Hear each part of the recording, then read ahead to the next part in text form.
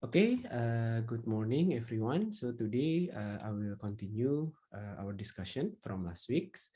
It's still about the friction in fluid flow.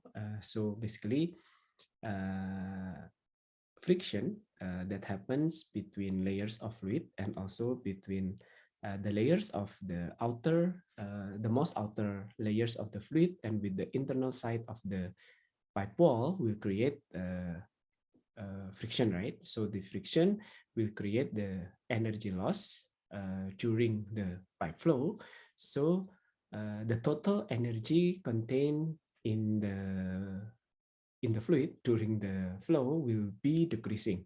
And we have discussed the effect of decreasing energy is basically decrease the pressure. We call it the pressure drop, or maybe in the specific term, people are calling it the pressure loss due to friction. And how to quantify friction, we have discussed about the phenomena and then how to derive the equation between the change in velocity in the position of radial position. We have discussed it last week. So basically, when we discuss about friction loss, we have to define what we call the shear stress. Yeah, shear stress is shear stress is defined as friction force divided by the surface area. So when R equals the pipe radius, so the shear stress becomes the stress at the wall. Yeah, this one. And for Newtonian flow, you can correlate the shear stress between the shear stress and velocity gradient, and you will have a linear correlation, which correlated by the viscosity. Yeah, this is for Newtonian flow. Okay, and for horizontal pipeline, yeah, horizontal pipeline where fluid are flowing in the horizontal axial direction. So there will be two extreme. One is in the center of the pipe where R equals 0. So in this position, the velocity gradient will be 0 and the Ux will be maximum. Yeah, the velocity gradient will be 0, the shear stress will be 0, and the axial velocity will be maximum. On the other hand, at R equals R, this is at the pipe wall, the velocity gradient will be maximum. The shear stress is also maximum. So you will have maximum shear stress. We call it shear stress at the wall. Velocity gradient is also maximum. So at this point, axial velocity will be equal to 0. Okay. Then we have derived the force balance equation to correlate between shear stress and pressure loss. This is the pressure loss due to friction. So basically, since you have shear stress or you have friction loss, what happens is you will have decrease in pressure along the axial direction.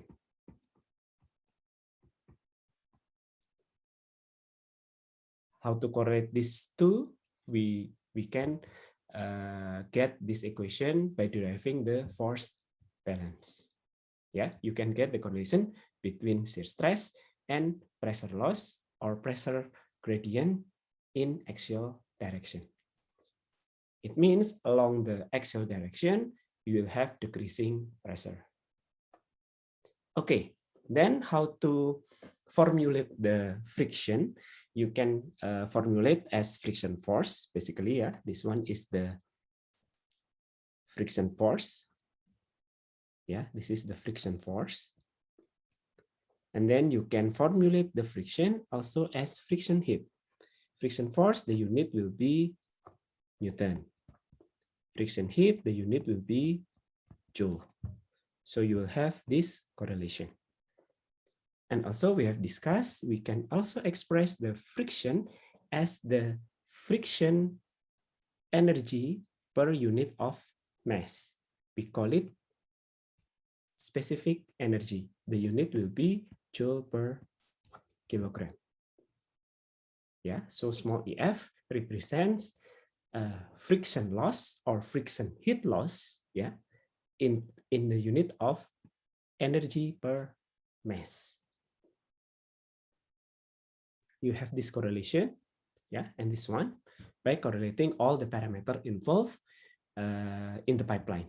So the friction heat, specific friction heat, EF, small EF, will be influenced by, of course, the shear stress, yeah, shear stress at the wall.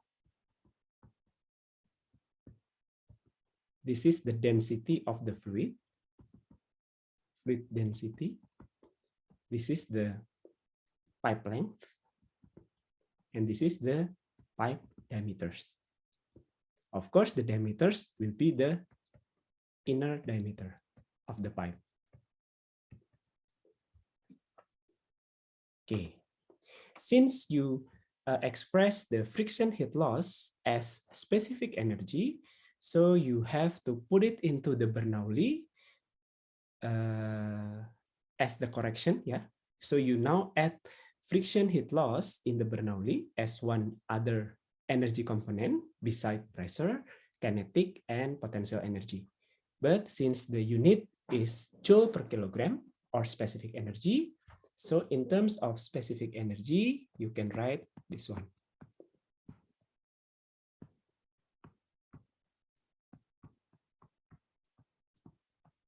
Minus EF equals this one.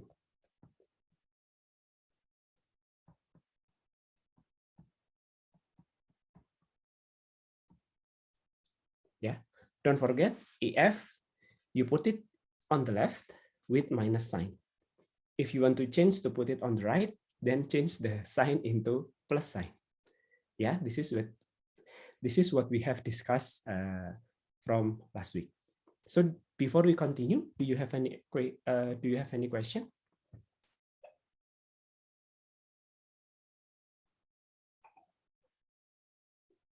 No? Okay. Okay, now I continue first. Okay, so basically, how to get the value of EF? It means you have to know the length of the pipe, the diameter of the pipe, the density of the fluid. These three is a easy parameter to get, right? You can measure the length of the pipe. You can measure the diameter of the pipe, and then you can get the value of the fluid density. So these three parameters is easy to obtain. However, how about the shear stress at the wall? This one is not so easy to obtain. Yeah, during the experiment, if you flow the, I have put some video in the EduNext. You can watch it later. It's from the YouTube. It shows you how to get the value of the shear stress from experiment. So you can use dye zat warna ya into the water, and then you can measure the change in the distribution of the dye, and then you get the value of the shear stress. However, in real condition, I mean in the chemical plant or in the real pipeline, it is difficult to obtain the shear stress directly. So basically, to obtain the friction heat loss, small EF, we do not get it directly from the shear stress because calculation of shear stress is difficult. So we define what we call friction factor. Yeah, friction factor is another parameters that we define. Yeah, definition is like this. So basically, friction factor, yeah, is shear stress at the wall divided by half times density times the velocity.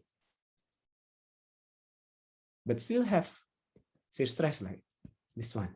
So how to get? So the calculation of the friction factor will not comes from the shear stress, but later we want to correlate this friction factor from Reynolds number, because it will be influenced by the velocity and influenced by the density.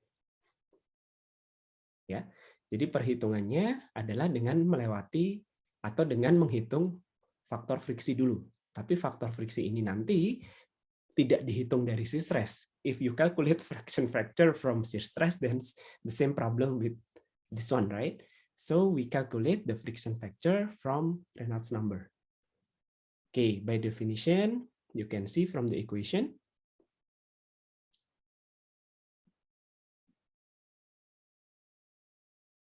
Yeah, this one. Shear stress divided by density times square of the velocity become friction factor. So EF will be calculated using this equation. 4 times L per D times friction factor times half of the velocity square. Okay. What we can see from this equation, so EF will be the function of pipe dimension, right? This is the pipe dimension. Will be influenced by pipe dimension, will be influenced by the velocity, and also will be influenced by the Reynolds number, where Reynolds number is the function of density, diameter, velocity, and viscosity. Okay. Since you have constant of 4 in this equation, so sometimes friction factor can be expressed as another friction factor. So the left one, yeah, this one, FF, we call it fanning friction factor. So if you obtain the friction factor as fanning friction factor, then to calculate EF, you have to multiply by 4.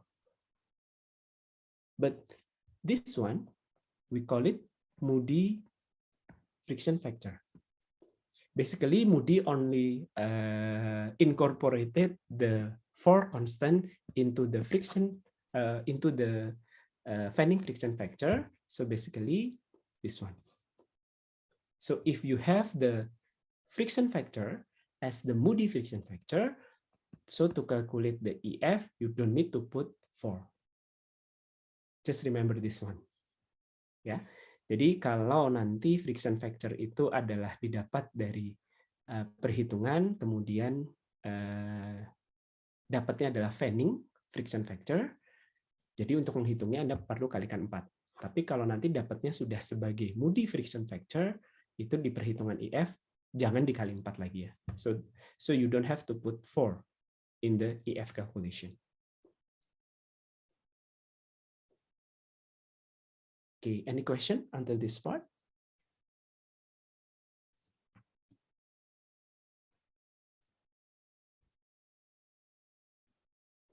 Okay, then we will discuss about how to get the friction factor. Okay, for laminar friction factor, so basically, please remember again that for laminar friction factor, you will have the average velocity, yeah, U, this is meter per second. Yeah, the unit will be meter per second. The laminar velocity will be linear. Average velocity for the laminar flow, means, will be depending by the viscosity, pressure loss, and pipe dimension. So there will be linear correlation between the friction factor and the Reynolds number. Yeah, for laminar,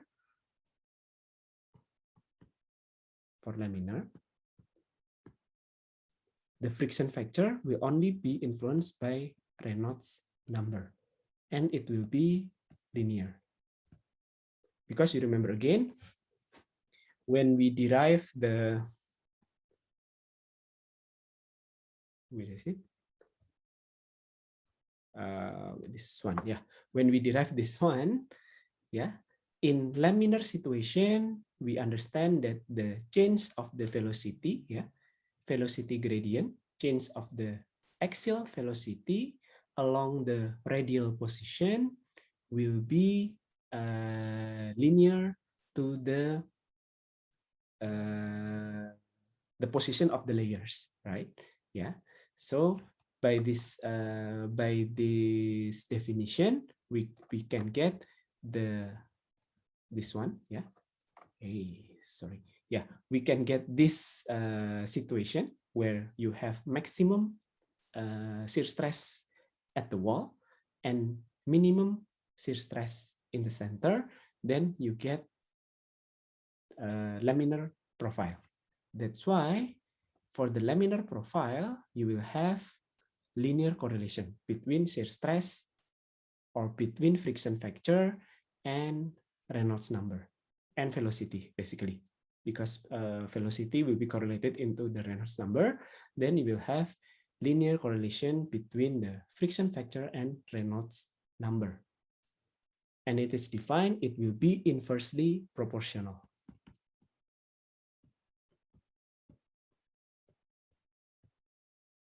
Yeah, so FF will be 16 divided by the Newton-Reynolds by the Reynolds number for the fanning. So for the Moody, just multiply by 4.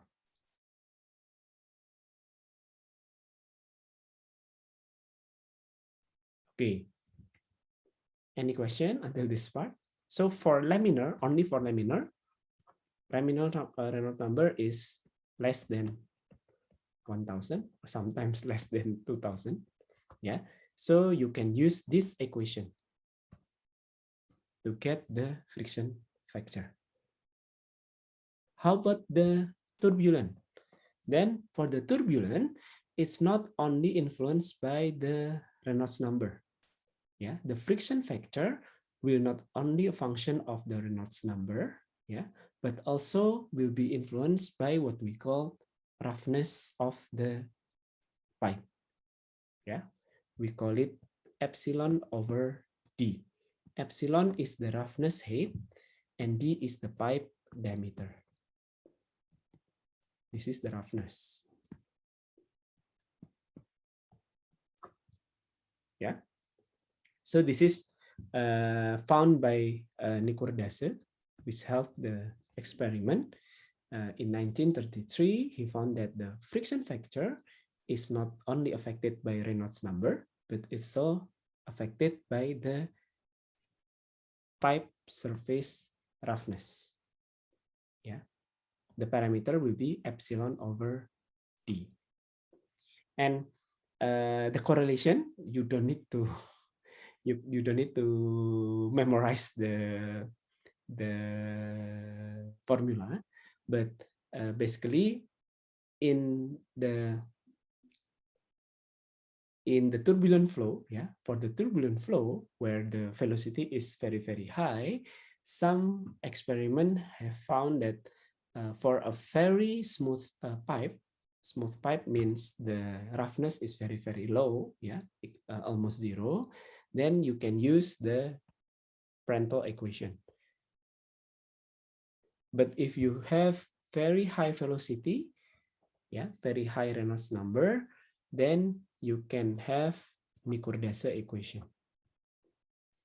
So in between, still in the turbulent flow. So basically, you can use the general equation from Colebrook and White. This one. Yeah, this is, we called it empirical formula.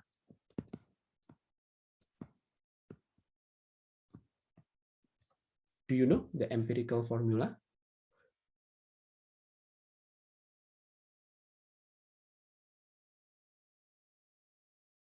Rumus empiris atau formula empiris. What does it mean? Anyone familiar with this term? Is it like the simplest form of a big equation? So? Simplest form of the biggest equation. Yeah, but not necessarily like that. Any other opinion?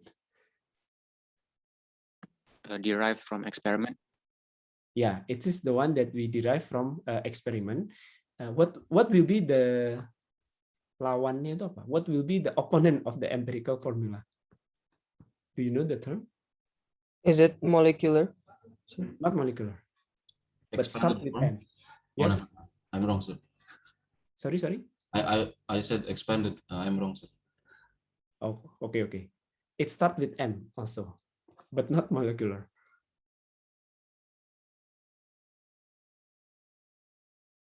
It's called mechanistical formula. Yeah. For the mechanistical, it means from the name, right? You know the mechanism. Yeah. So you derive the equation based from the mechanism. To know the mechanism, then you have to know the phenomena. Yeah. That's why later in your later semester you will get the lecture about transport phenomena. So basically, transport phenomena will help you to understand phenomena. Yeah, in terms of there will be three types of phenomena, like molecular, and then heat, and then mass. Yeah, mass transfer, heat transfer, and momentum transfer. So basically, from those type of transfer, you will learn how to derive the mechanism. Yeah, how to derive the mechanism, and from the mechanism, you will learn how to derive the equation or the model to represent the phenomena. So same like this one. The phenomena is pipe flow. Fluid flow in the pipe. And then fluid flow in the pipe, of course, you will have molecular phenomena, right? The momentum transfer, and then you will also have mass transfer. Maybe you don't have the heat transfer for certain assumption. So from the fluid flow, then you will need to derive the formula, the model, yeah, the equation from the phenomena. So if you know the phenomena exactly, and then you know how to derive the mechanism, you know how to derive the formula, then you will have the mechanistical equation. But since it's a bit complex, people are using another approach by deriving what we call the empirical. So empirical means you want to know the correlation between certain parameters. For this one, for example, is friction factor. You want to know the correlation between friction factor with other parameters. Velocity, density, viscosity, Reynolds number, and then the roughness of the pipe. And then you just correlate these parameters, and then from the experimental data, yeah, you get a lot of data, and then you try to fit the data into the equation. So you do what we call the fitting. Yeah, I think you already familiar with this term. Yeah, so you try to make a formula which match the data. You put some constant, you put some order, and then you put some another constant in other parameters, then you try to fit all the data. That's we call empirical formula. So this tree is basically empirical formula that correlates between friction factor and another parameters. What will be the drawbacks of the empirical formula? It will be only applied or only sufficient for certain range of value. Yeah, because you get it from the experiment, right? From the experiments, if you can vary all the parameters in a very wide range of values, then you will have empirical formula that can sustain very wide range of values. But if you do only a certain range of the value, it means your formula is only applied for that range. That's why, like Prandtl equation is only applied for smooth pipe, no roughness. For the Nikodasi equation is only applied for very high velocity, very high Reynolds number. For Coolbrook, maybe it can sustain a lot, a wide range because he tried in a wide range. So this is the general equation to get the friction factor. Okay. From this equation, yeah, Coolbrook and White, you can see that in the left-hand side, you will have friction factor, fanning friction factor, and on the right-hand side, you will have fanning friction factor as well. What does it mean? It means you need to do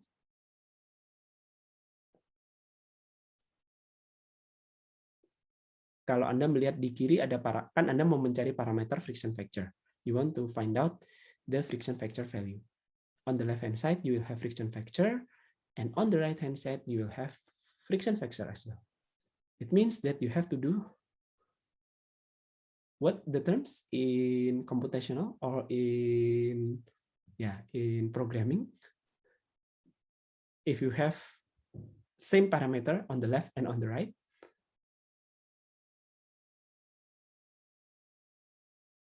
Iterate, sir. yeah, you need to do the iteration.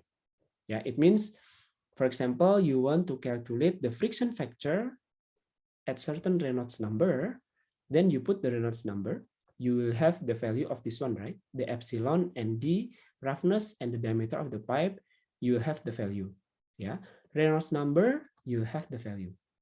But you do not get the value of friction factor directly, right? Straightforwardly. Then you have to guess the value first.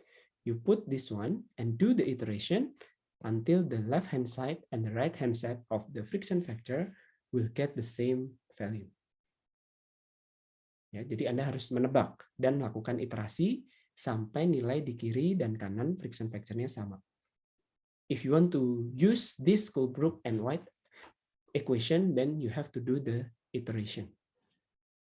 Another, okay, before I show you how to get the value later, this is the estimated value of general roughly the general value of roughness. This is the roughness.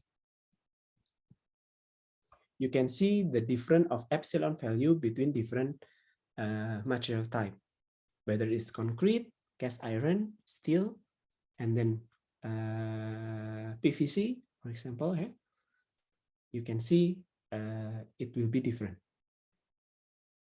So if you have higher roughness, yeah, from this equation, what will be your conclusion? If you have similar pipeline, yeah, similar pipe diameters, but you have higher epsilon number. Higher epsilon number means higher roughness.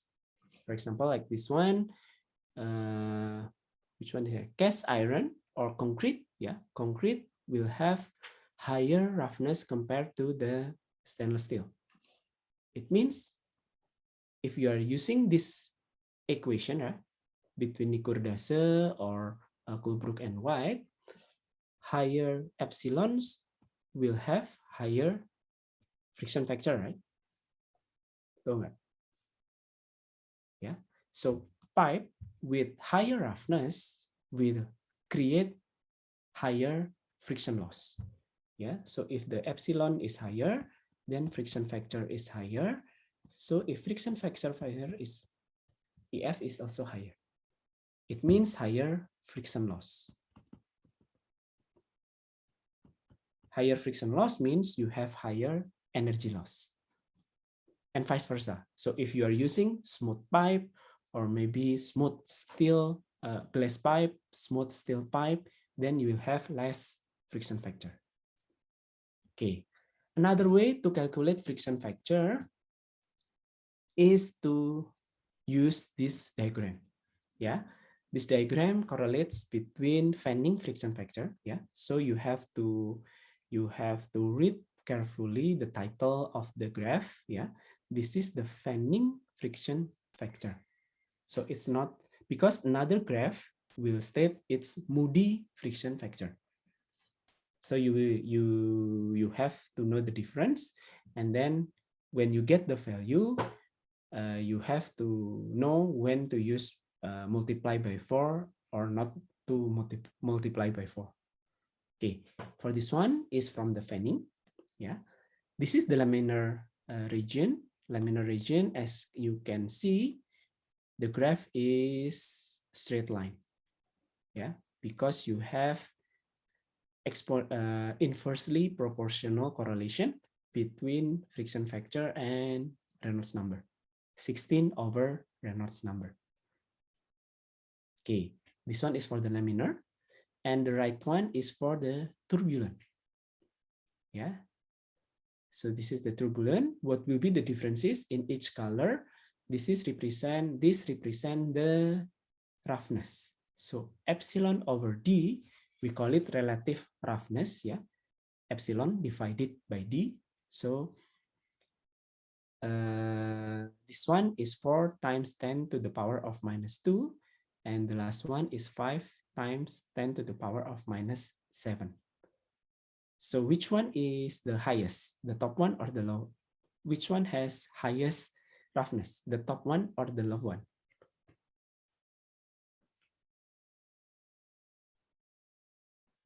Yang roughness-nya paling tinggi yang mana? Yang paling atas atau yang paling bawah?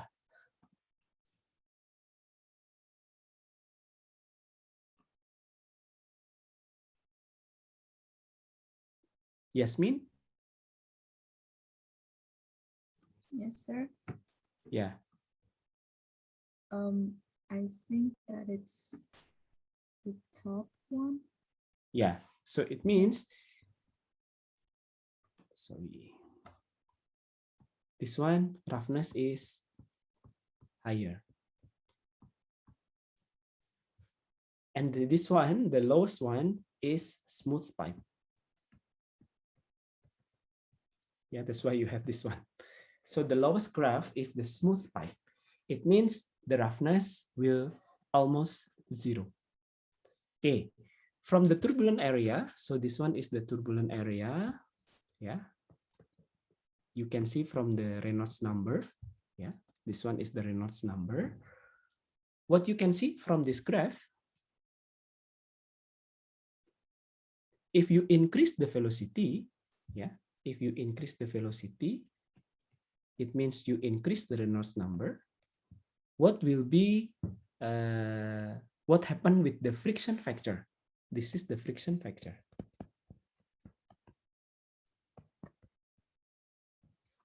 This is the Reynolds number. If you increase the velocity, it means you increase the Reynolds number, right? Because the formula is like this, Reynolds number. This is the velocity.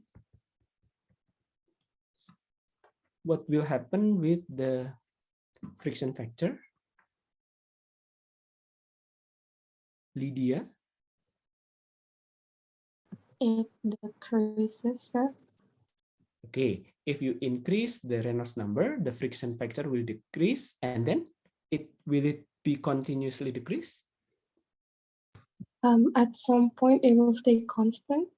Yeah, you can see, yeah, from each of the graph, when you increase the velocity, you increase the Reynolds number, the friction factor will decrease. Yeah, but until some point, when you increase furthermore, increase the velocity furthermore, then the friction factor will be constant.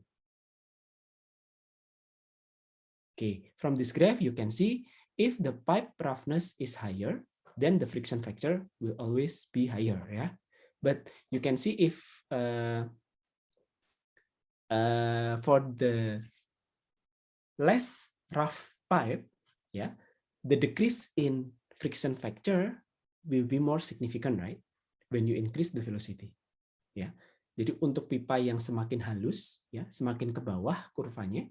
For the smoother pipe, ya, when you go from top to the bottom, then you can see when you increase the Reynolds number, the decrease in friction factor is more significant, and it requires higher velocity to achieve constant friction factor for smoother pipe. Ya, jadi untuk pipa yang lebih halus, penurunan friction factor karena kenaikan Reynolds number itu lebih signifikan. Dan untuk mencapai nilai friction factor yang konstan, itu butuh Reynolds number yang lebih tinggi. Ya, as you can see from the graph. As the opposite for the rough, the rougher pipe, so the decrease in friction factor is not significant, and it requires lower Reynolds number to achieve constant friction factor. So that would be the effect of the roughness. At low, still in the turbulent, but at low velocity, but still in the turbulent regime, right? At low velocity, when you deal with the smooth pipe or maybe less rough pipe, the effect of the roughness is more significant compared to the rougher pipe. Okay, any question until this part?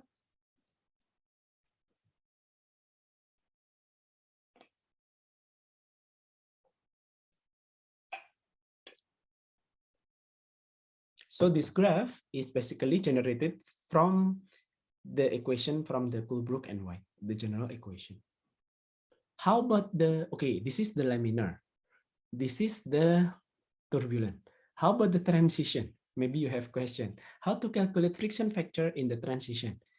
Since maybe at some point you cannot get the value from the graph, yeah, you can read the graph, right? So you just see, for example, at certain Reynolds number, just make a straight vertical line upwards until crossing the pipe with a certain roughness. Then you take straight horizontal line to the left, and then you can get the value of friction factor. Yeah, like for this one, like this one.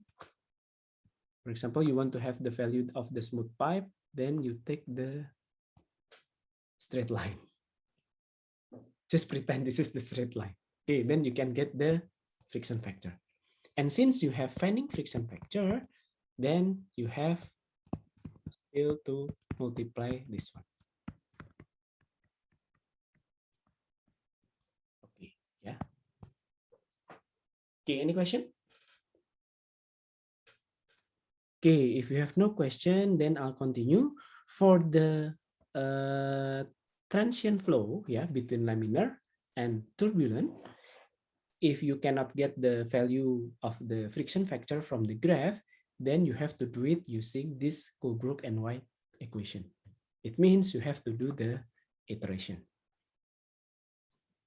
Okay. Okay. Please remember again about the pipe nominal size or commercial pipe size. Yeah. So you will have the value of the nominal size. Maybe generally, it will be in inch unit. Yeah. So you will have schedule number. Yeah. You will have the outside diameters, and then you will have the inside diameters. You will have the thickness. Which one that you need to use in the calculation of the numbers? Still remember? Is it the outside, inside, or the nominal?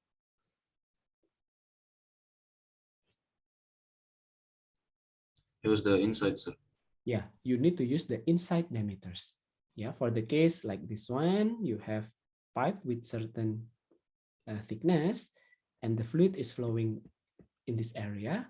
So you have to use the value of inside diameters. If you only have the outside and thickness, then you have to subtract it first. Yeah, inside diameters will be outside diameters minus 2 times thickness. And also please be careful with the units. It's in the inch. If you need to do the calculation in standard unit, then you have to convert into meters.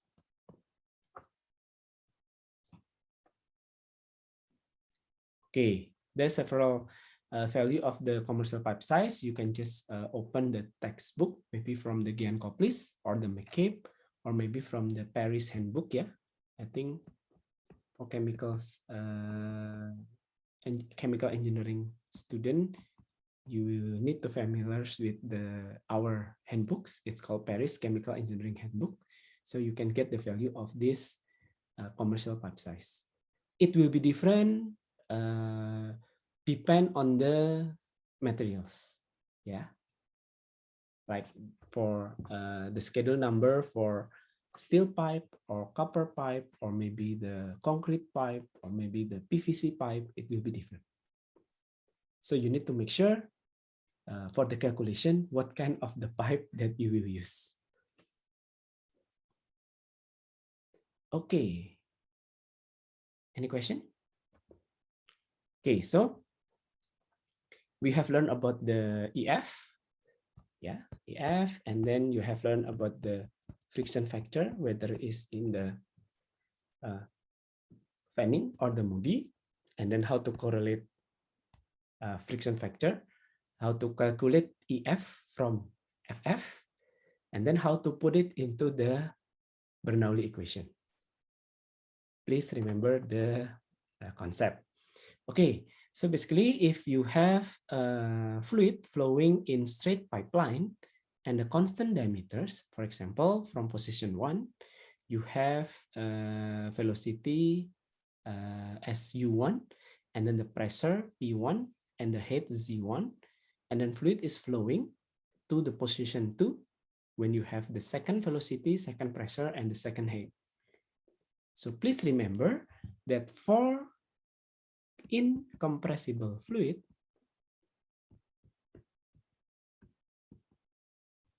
Q, volumetric flow rate, or V with the dot, will be constant.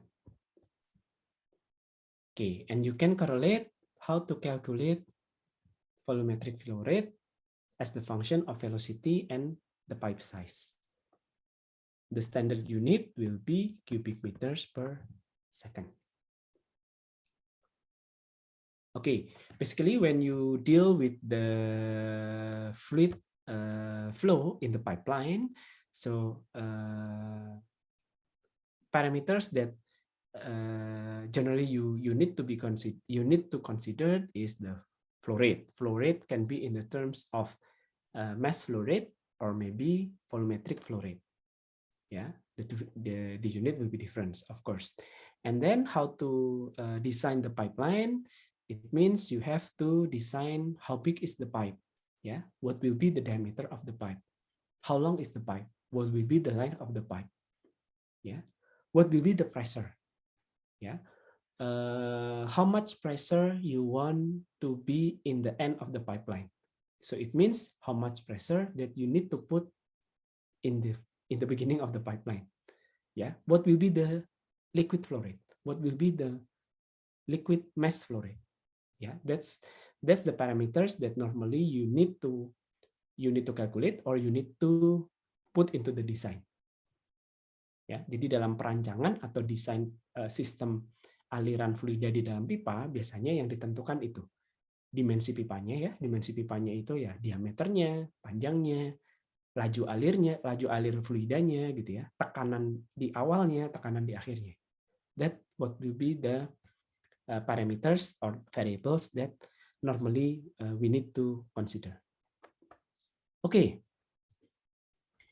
So to calculate the pressure drop, yeah, because we have pressure loss, right? Pressure loss due to friction.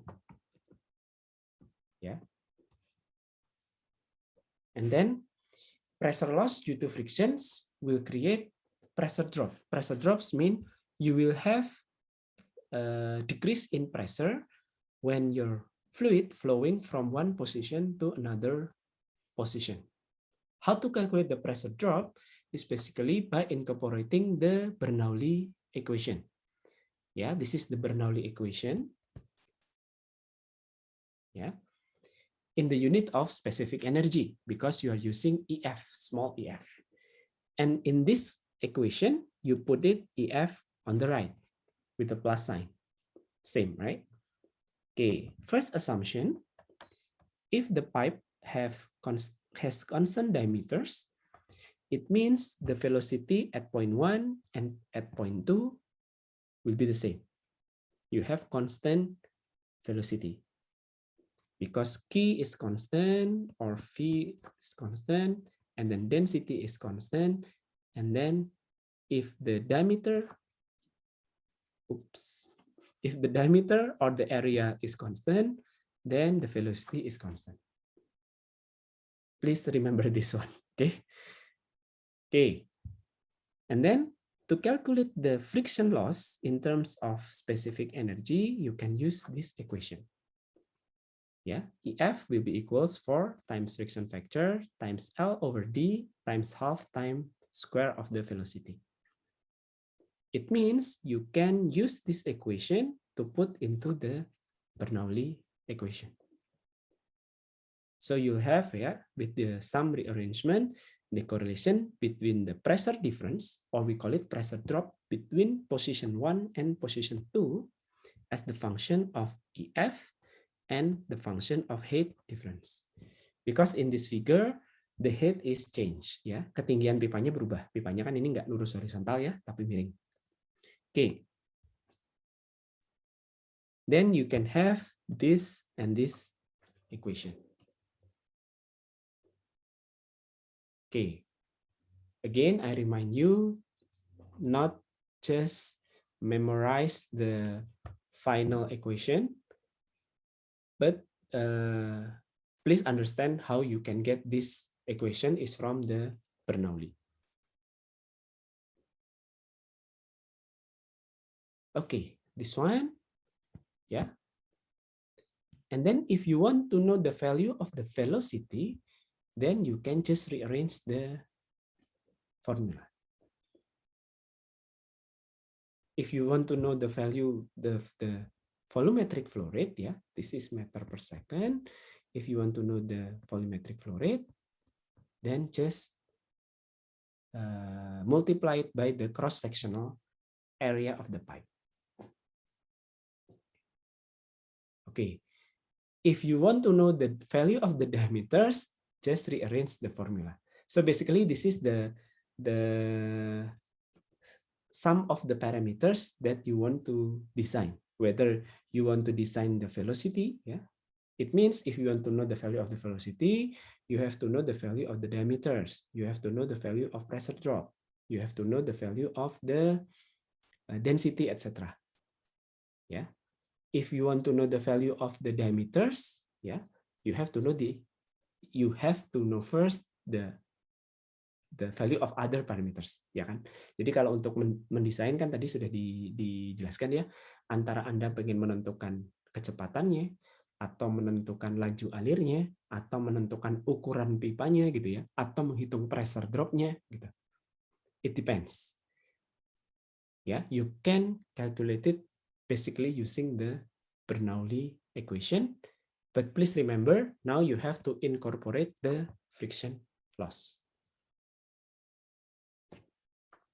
Okay, until this point, do you have any question? Okay, maybe if you to further understand about the formula, then you can try to do the exercise. Yeah, I think we will discuss it in our next class. Some of the result is maybe not correct in this solution. Yeah, the solution is, I think, is not correct. I forgot which part is wrongfully calculated. But please use the concept of the Bernoulli equation to do the exercise. And then we will discuss it on next week then, yeah. Because on Thursday, we will have first exam. Okay, maybe, but do you have any question first regarding our discussion today?